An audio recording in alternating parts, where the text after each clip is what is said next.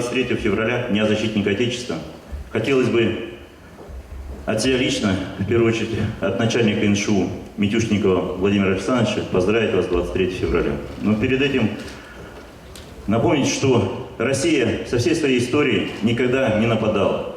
Всегда только защищала свои рубежи, свою родину, свои дома. И во всех войнах, где бы ни участвовала Россия, Советский Союз, всегда выходила с поднятой головой и непобежденной.